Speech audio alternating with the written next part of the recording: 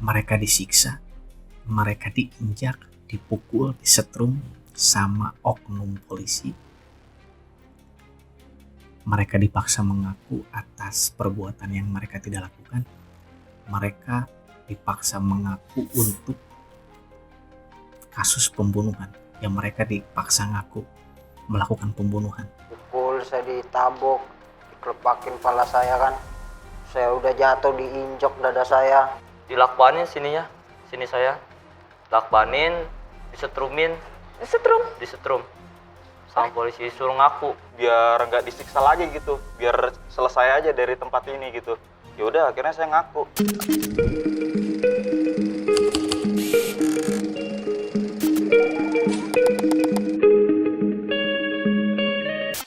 Ucok, Patahila, dan Pau adalah salah satu korban di antara banyaknya korban salah tangkap, korban penyiksaan yang dilakukan oleh polisi.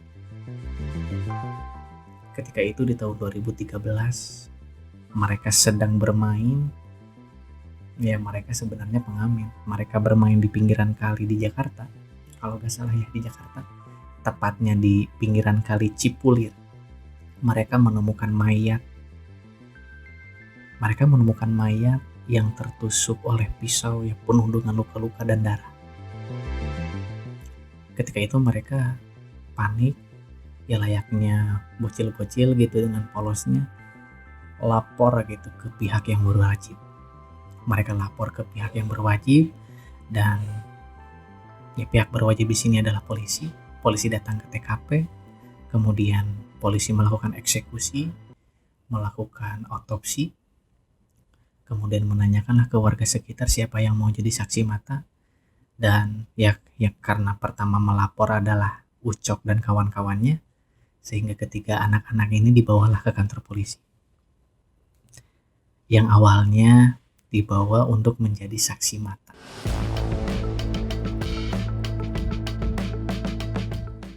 Tapi ketika di kantor polisi, mereka diinterogasi. Mereka diinterogasi di ruangan yang berbeda. Ya, ada 3 ruangan. Ketiganya masuklah ke salah satu ruangan.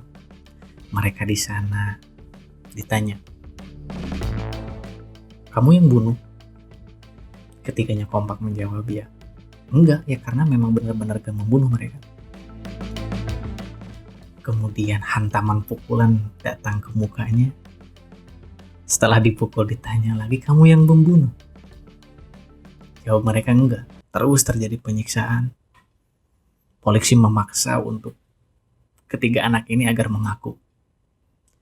Sampai akhirnya ketiga anak ini, ya mungkin karena bocil ya, karena remaja, mereka gak tahu gitu. Mereka gak tahu sama sekali, gak ada literasi hukum juga. Akhirnya mengaku. Ya karena sangat menderita sekali ya, disiksa, yang namanya disiksa gitu, jangankan bocil-bocil gitu.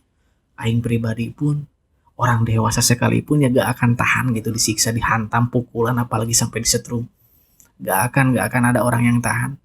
Sampai akhirnya ya mereka mengaku. Kemudian polisi ya menyudahi lah penyidikan dan penyelidikan.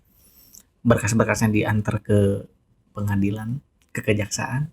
Dan kejaksaan dan pengadilan itu menetapkan bahwa ketiga remaja ini bersalah dan dinyatakan vonis 3 tahun penjara.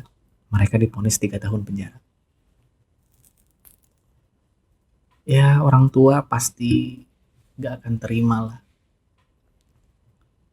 Orang tua mereka itu berjuang lewat isak tangisnya, lewat keringat dan darahnya. Mereka meminta bantuan ke LBH Jakarta, dan alhamdulillahnya LBH Jakarta itu membantu mereka lewat perjuangan-perjuangan yang lama gitu. Mereka mengajukan banding ke pengadilan yang lebih tinggi, melakukan kasasi, melakukan uji banding lagi lah ke pengadilan, melakukan peninjauan kembali. Alhamdulillah Pak, menghasilkan hasil. Alhamdulillah sekali menghasilkan hasil. 3 tahun kemudian, tepat di tahun 2016, mereka dinyatakan bebas. Pengadilan memutuskan mereka tidak bersalah dan memutuskan mereka hanya korban. Tapi ketika orang tua mereka itu meminta ganti rugi atas dasar kerugian material dan non material, ya karena penyiksaan itu sangat merugikan Pak bagi rakyat kecil, terutama untuk mereka ya, terutama untuk kita semua lah. Sangat-sangat merugikan sekali. Tapi alih-alih diberikan ganti rugi, malah ditolak Pak. Ditolak sama pengadilan. Ditolak karena kasusnya itu sudah kadaluarsa.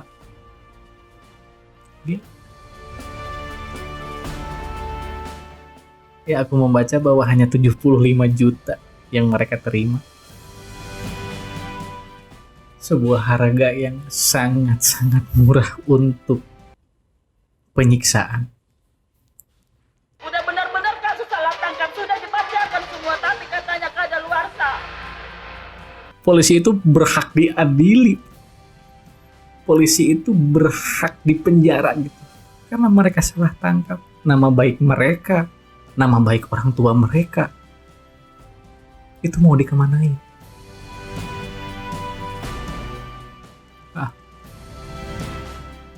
Sungguh sangat tidak adil hukum di negeri ini. Ya kejadian Ocok itu bisa menimpa diri kita, bisa menimpa pacar kita, bisa menimpa orang-orang terdekat kita, teman-teman kita, kolega-kolega kita, keluarga kita. Terutama untuk masyarakat di level bawah ya.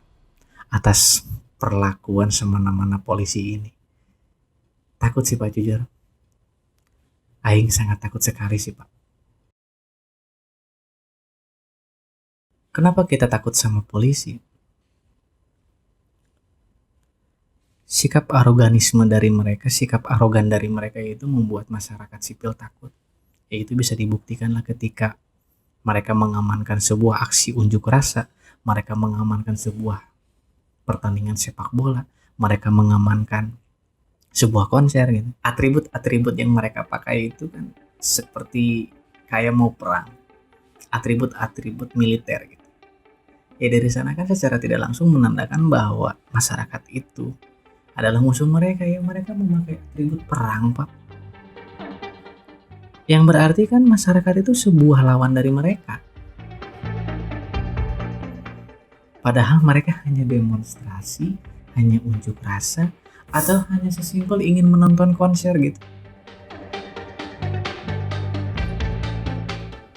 Sikap-sikap aroganisme seperti itu membuat masyarakat takut Pak. Jujur Pak, membuat masyarakat takut. Oke, aing tanyalah sama teman-teman di sini. Ketika teman-teman kehilangan barang yang sangat berharga, katakanlah barang itu adalah motor. Ketika teman-teman kehilangan motor, apa yang akan teman-teman lakukan? Apakah akan lapor polisi? Aing yakin 100% bahwa gak akan lapor polisi. Ya karena percuma, Aing pun sama, gak akan lapor. Akan percuma lapor polisi juga. Pasti di sana akan diintimidasi, ditanya-tanya gitu. Ya paling ujung-ujungnya akan disuruh diikhlaskan. Ya endingnya mah palingnya juga dikasih surat kehilangan, itu pun harus bayar kan.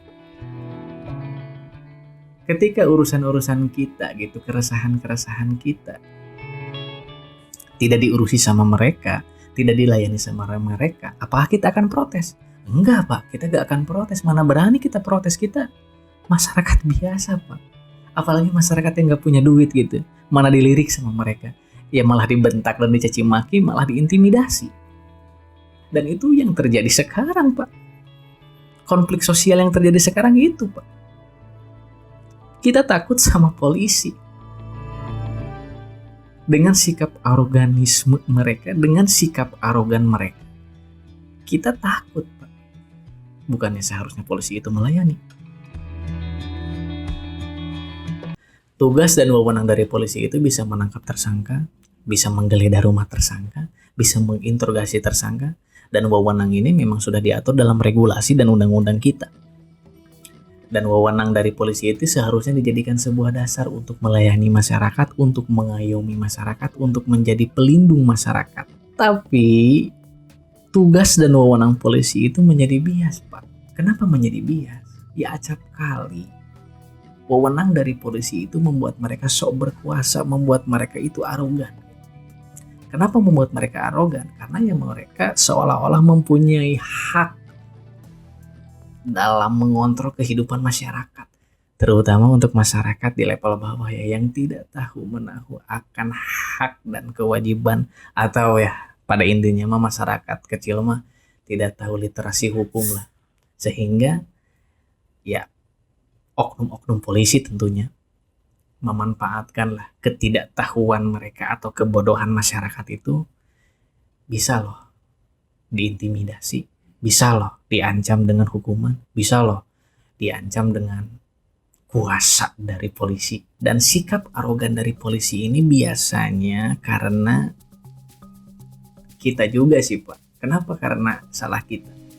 Ya kita juga terlalu menghormati mereka lah, terlalu menghargai mereka gitu. Kita itu terlalu memberikan respect yang terlalu banyak ke mereka. Ya kita ambil contoh lah di kehidupan masyarakat, terutama di level bawah. Ketika ada pernikahan kan orang-orang masyarakat biasa mengantri gitu. Nah, ucuk-ucuk tiba, ada polisi biasanya dipersilahkan duluan. Mereka tidak diperkenalkan ngantri, mereka tidak kenal yang namanya ngantri gitu. Biasanya dispesialkan. Itu kan hormat kita terlalu berlebihan nih terhadap polisi. Dan dede-dede gemes nih, banyak sekali yang mengidam-idamkan polisi untuk jadi pacarnya. Orang tua kita juga yang menganggap bahwa polisi itu orang yang sukses dan menjadi menantu idaman lah.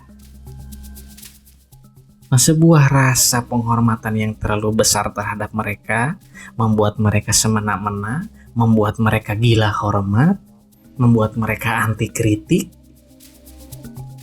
Ya, karena terlalu dituakan dan terlalu dihormati itu dampaknya seperti itu, Pak. Ya itulah yang terjadi di kehidupan masyarakat. Kita itu terlalu menghormati mereka, kita terlalu memberikan respect yang terlalu banyak ke mereka, sehingga mereka menjadi lebih baik daripada kita. Bukan jadi lebih baik ya, mereka itu merasa lebih baik dari kita, merasa lebih baik dari masyarakat sipil. Jika mereka merasa lebih baik dari masyarakat sipil, lebih baik slogan polisi pengayom masyarakat itu lebih baik dihapuskan. Sudah saatnya kita itu jangan terlalu memberikan respect kita terlalu banyak.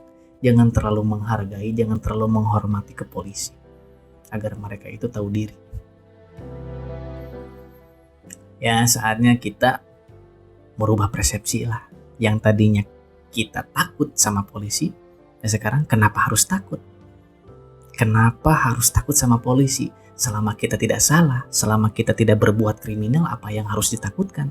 Kenapa harus takut polisi?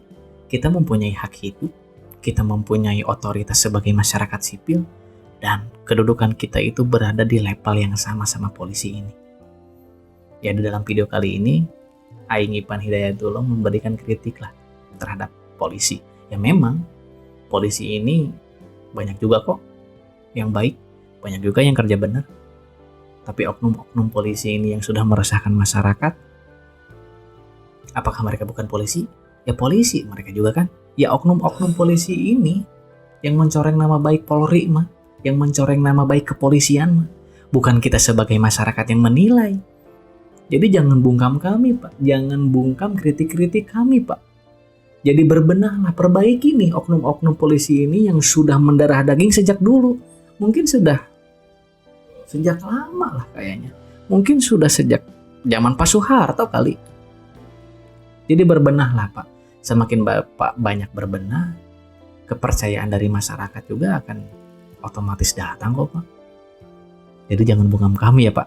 Oke, Aing Ipan Hidayatullah sampai di sini aja ya kayaknya. Ya kalau misalkan nih video ini di take down karena ada intimidasi dari pihak kepolisian, ya karena adalah sebuah band Sukatani juga ada kena intimidasi gitu karena mereka mengkritik lewat lagu mereka, ya diintimidasi sehingga lagunya itu harus diturunkan atau di take down. Ya kalau video ini di take down, teman-teman bisa tahu lah siapa yang harus dicurigai pertama kali. Ya Aing tutup dengan kata-kata yang pernah Aing baca di dalam sebuah buku yang judulnya itu Public Crisis. Kita bisa bermain dengan hukum, tapi kita tidak bisa bermain dengan keadilan.